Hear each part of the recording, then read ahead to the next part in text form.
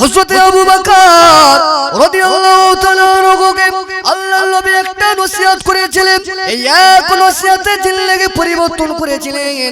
আল্লাহ নবী সাহাবায়ে কেরামদের যখন নবী আমার যে আদেশ করেছে, ওই আদেশটা তানারা জীবনের বিনিময়ে হলেও মানার চেষ্টা করেছে।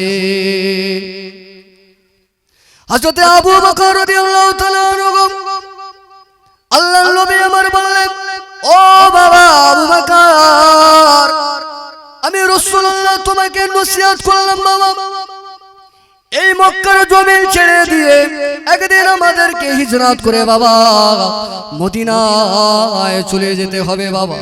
আবু বকর, সেই দিনে আমি রাসূলুল্লাহ আমার সঙ্গী বাবা আপনি হবে। একটাই নসিহত করেছে রাসূলুল্লাহ। আবু বকর রাদিয়াল্লাহু তাআলা আনহু আল্লাহর নবীর এই কথা শুনে বাড়িতে চলে গেলেন। এখান থেকে 1 মাস 2 মাস 3 মাস 4 মাস 5 মাস 6 মাস কেটে গেল। আল্লাহ রাসূলকে আল্লাহ পাক রাতের বেলা আদেশ করলেন, আল্লাহ পাক আল্লাহর নবীকে রাতের বেলা আদেশ করলেন, বললেন, হে আমার নবী, আপনি এবারে মক্কার জমিন ছেড়ে দিয়ে মদিনা শরীফে হিজরত করেন। আল্লাহ নবী আমার গভীর রাত্রে থেকে আবু বকরের বাড়ি চলে গেলেন।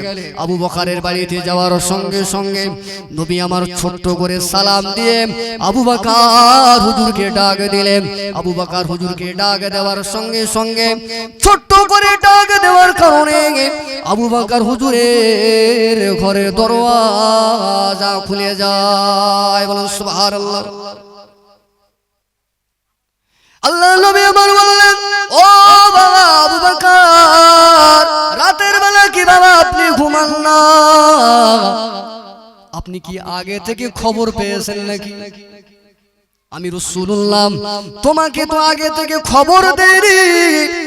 একটাকে গভীর রাতে ঘরের দরওয়াজা খুলে গিয়েছে বাবা। কিভাবে বুঝতে পারলে আমি রাসূলুল্লাহ আজকে তোমার ঘরেতে আসব? কিভাবে তুমি জানতে পারলে আমি রাসূলুল্লাহ তোমাকে সেটা ডাকবো? ওই সময় আবু বকর বলেছিলেন, ইয়া রাসূলুল্লাহ, ইয়া হাবিবাল্লাহ, আজ থেকে 6 মাস আগে আমি আবু বকর, আমাকে আপনি নসিহত করেছিলেন, ও বাবা আবু বকর, দ্বীন ইসলাম প্রচারের জন্য আমি রাসূলুল্লাহ দ্বীন ইসলাম প্রচারের জন্য মক্কা ছেড়ে মদিনায় হিজরত করব। ওই দিনে বাবা আপনি আমার সঙ্গী হবেন। ইয়া রাসূলুল্লাহ, ইয়া হাবিবাল্লাহ, সেই দিনে ওই কথাটা শ্রবণ করে আমি আবু বকর বাড়িতে প্রতিদিন রাতের বেলা বিছানা, আরামের বিছানা ছেড়ে দিয়ে আপনার হুকুমের জন্য ঘরের দরওয়াজায় পিঠ লাগিয়ে না ঘুমিয়ে দাঁড়িয়ে থাকতাম। বলেন সুবহানাল্লাহ। আরো জোরে বলেন সুবহানাল্লাহ। কয়টা নসিহত করেছে? একটা নসিহতে 6 মাস রাতের ঘুম হারাম করে দিয়েছে। বুঝতে পারছেন? একটা ওয়াজে 6 মাস রাতের ঘুম হারাম। ওয়াজ কম হচ্ছে, নামাজি বেড়েছে। এত ওয়াজ হচ্ছে, এত নসিহত হচ্ছে, আমাদের পরিবর্তন নেই। সাহাবী আবু বকরকে আল্লাহর রাসূল ভুরি ভুরি নসিহত করেনি, একটাই নসিহত করেছে, বাবা ওই দিনের সঙ্গী তুমি আমার হবে।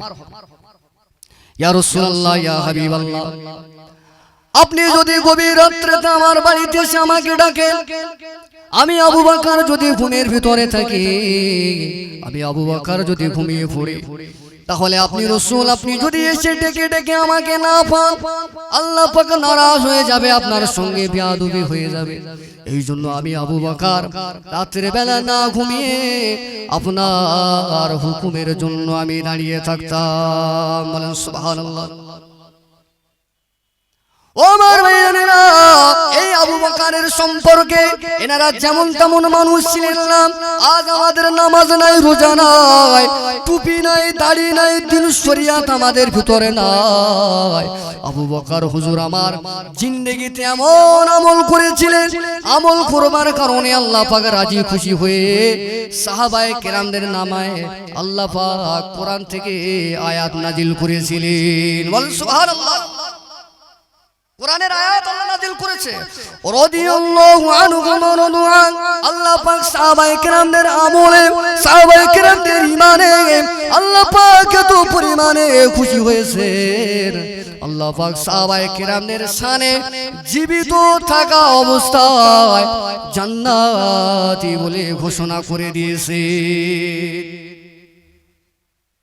দুনিয়ায় জান্নাতের সার্টিফিকেট পেয়েছে।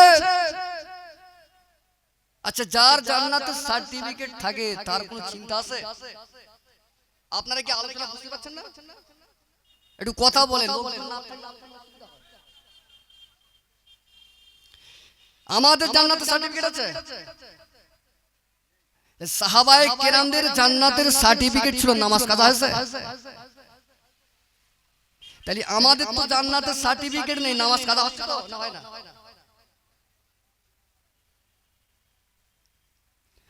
আমার ভাইজানেরা, ভুল আমার বুঝবেন না। আল্লাহ পাক, আল্লাহর রাসূল আমার, দয়ার নবী আমার, আল্লাহর নবী জানিয়ে দিয়ে দিলেন, ও আমার সাহাবায়ে কেরামেরা, ও আমার উম্মতেরা, আমি রাসূলুল্লাহ জানিয়ে দিয়ে দিলাম আমার সাহাবীরা জান্নাতি। নবী আমার গুনে গুনে 10 জন সাহাবীকে জান্নাতি বানিয়েছিলেন, জান্নাতের সার্টিফিকেট দিয়েছিলেন।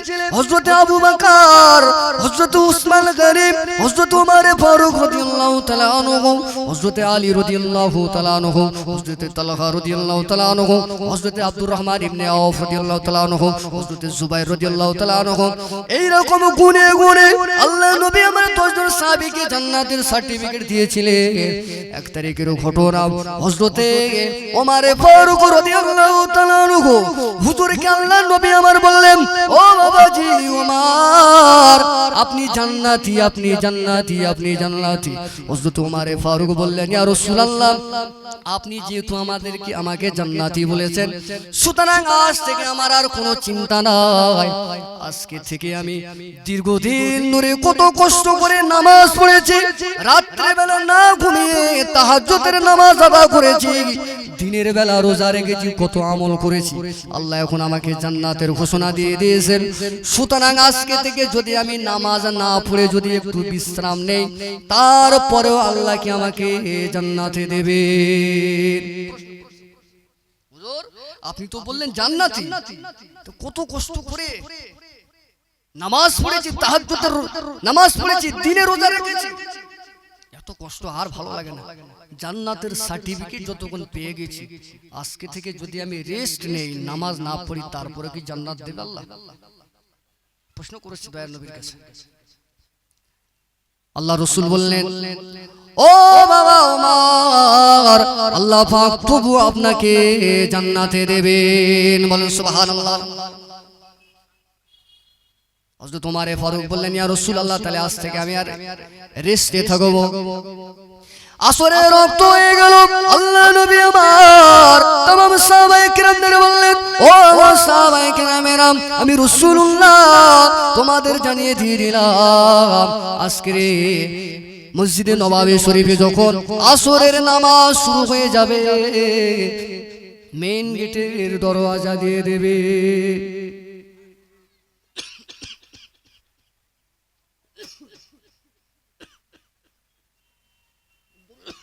আল্লাহুম্মা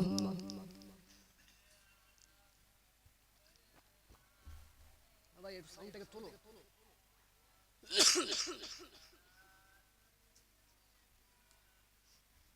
একটু কাশির সমস্যা আছে, সাউন্ডটাকে তোলো।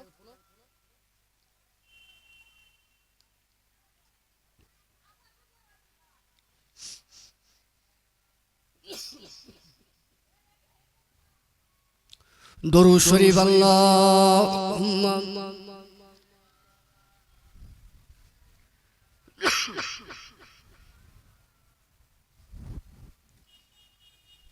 যে কথা বলছি,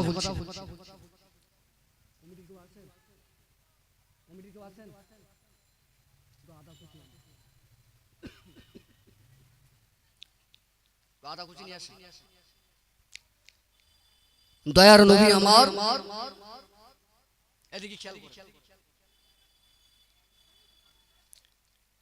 আবু বকর রাদিয়াল্লাহু তাআলা আনহু, হযরত উসমান গনি রাদিয়াল্লাহু তাআলা আনহুকে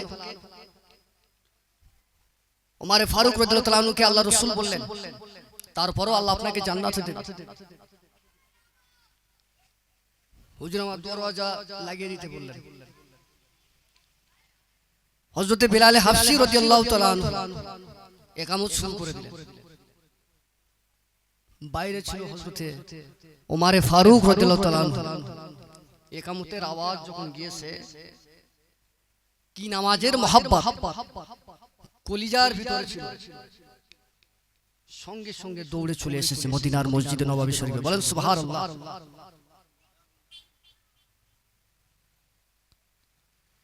মদিনার মসজিদে নববী শরীফে এসে সঙ্গে সঙ্গে দরজা খুললেন।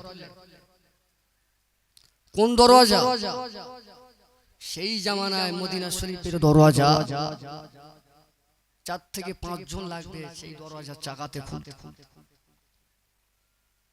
টান দিয়ে খুলে ফেলে দিলেন সাইডে।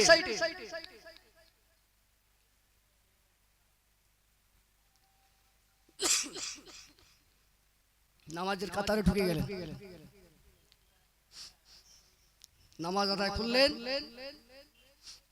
নবী আমার সালাম ফিরে দেখছে হযরত ওমর নামাজের কাতারে দাঁড়িয়ে রয়েছেন। বলেন সুবহানাল্লাহ। সাহাবায়ে কেরামের অবাক। আল্লাহ রাসূল ওমরকে ডাকছে, বাবা ওমর কাছে এসো, একটু কাছে এসো। তুমি যে বললে নামাজ পড়ব না, নামাজের ভিতরে তো প্রবেশ করবে, কি ব্যাপার? হযরত ওমর ফারুক বলেন, ইয়া রাসূলুল্লাহ, ইয়া হাবিবাল্লাহ, নামাজের ভিতরে যখন আপনার নামের ইকামত যখন শুরু হচ্ছে, আমি আর থাকতে পারি না। শাহাদু আন্না মুহাম্মাদার রাসূলুল্লাহ, হাইয়া আলাস সালাহ, এই শব্দটা যখন নামাজের ভিতরে ইকামতের মধ্যে যখন এসেছে, আমি ওমর আর থাকতে পারি না। তখন আমার ভিতরে ঈমানের জৌলুস আমার কলিজার ভিতরে বেড়ে গিয়েছে। নামাজের ইকামতের আওয়াজ শুনে মদিনার মসজিদে নববী শরীফে আমি ওমর ফারুক নামাজের কাতারে শরীফ হয়ে গিয়েছি। বলুন সুবহানাল্লাহ। ওমর ভাইজানেরা, ভুল আমার বুঝবেন না। হযরত ওমর ফারুক রাদিয়াল্লাহু তাআলা আনহুকে আল্লাহ নবী বললেন, ও বাবা ওমর, এই জন্য আল্লাহ পাক আগে থেকে তিনি জানেন বলে জান্নাতি বলে ঘোষণা দিয়েছে।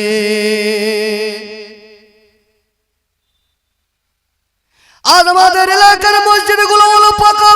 আজ থেকে 20 বছর আগে, 50 বছর আগে এলাকার মসজিদগুলো ছিল জরাজীর্ণ। এলাকার মসজিদগুলো ছিল তালপাতার সাওয়াম। মসজিদে যে মুসল্লিগুলো ছিল, নামাজিগুলো ছিল, সবাই কিন্তু পাকা।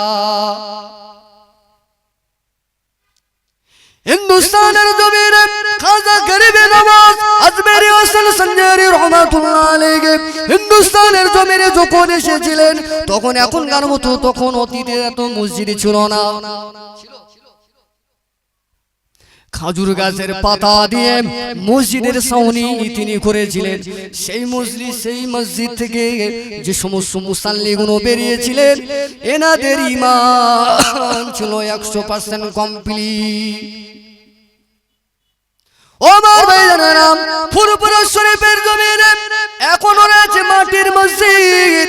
ওই মাটির মসজিদে নামাজ পড়েছিলেন হযরতে আবু বকর সিদ্দিক আল কুরাইশি মুজাদ্দিদে জামান দাদা হুজুর পীর কেবলা। তাই তো মাটির মসজিদ, দাদা হুজুর পীর কেবলা মাটির মসজিদে নামাজ পড়ে আল্লাহর বড় ওলি হয়েছে। তখন এত ইলেকট্রিকের পাকা ছিল না, হাত পাকাটাও ছিল কিন্তু ছিল না। আজ 2024 সালে এলাকার মসজিদগুলো 2তলা 3তলা মসজিদ, মসজিদে এয়ার কন্ডিশন এসির ব্যবস্থা হয়েছে। ইলেকট্রিক পাকা আরাম আয়েশের জন্য, আরাম আয়েশের সঙ্গে নামাজ আদায় করবার জন্য মসজিদে ইলেকট্রিক এসির ব্যবস্থা হয়েছে। তারপরেও মসজিদে মুসাল্লি বেড়েছে বলে মনে হয়।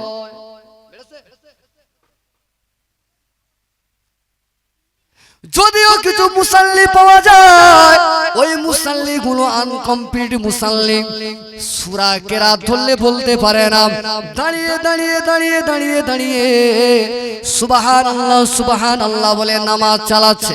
আমি বোঝাতে চাইছি এটাই, এখনকার মসজিদগুলো হলো এয়ার কন্ডিশনের মসজিদ। এই মসজিদের মুসাল্লি গুলো হলো কাঁচা, এদের ঈমান দুর্বল। অতীতে মসজিদগুলো ছিল কাঁচা, তাদের ঈমান গুলো ছিল 100% কমপ্লিট।